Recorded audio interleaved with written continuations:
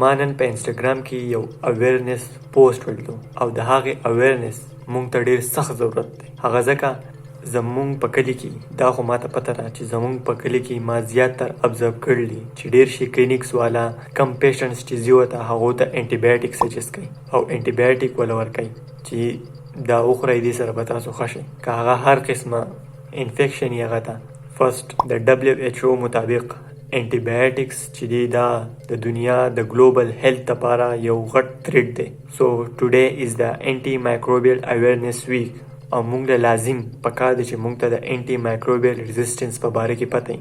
سیمپل درته ویم انټي مایکروبیل هغه قسمه سبسټانس دی که نیچرلی که ساینتیټیکي او که سیمی ساینتیټیکي چې هغه انهبیټ کوي د مایکرو ارګانیزم گروث او یا یې کیل کوي، مطلب مکملی ختمی.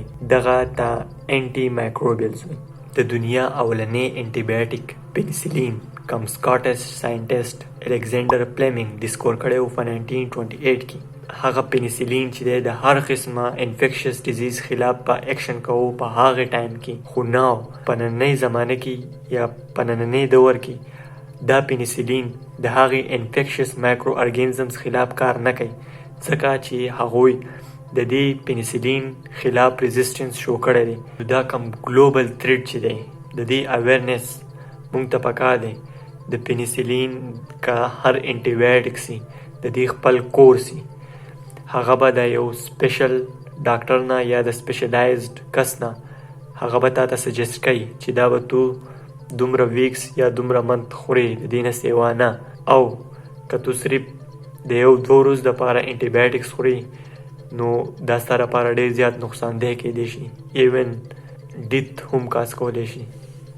اوس چې دی مختلف قسمه انټي بایوټیکس راوتي دي، فارماسیوټیکل انډسټریز چې دی ډېر زیات ایډوانس انټي بایوټیکس راوباسل دي، خو که د هغې انټي بایوټیکس خلاف هم دغه مایکروبز ریزسټنس شو کی، که هغه هر قسمه مایکروبز دي، که هغه وایرس دی، پروټوزوا دی، فنګای دی یا بیکټیریا دی، نو د دې کنټرول کول به بیا موږ ته ډېر زیات ګران شي. We can ensure antibiotics are usually only when necessary.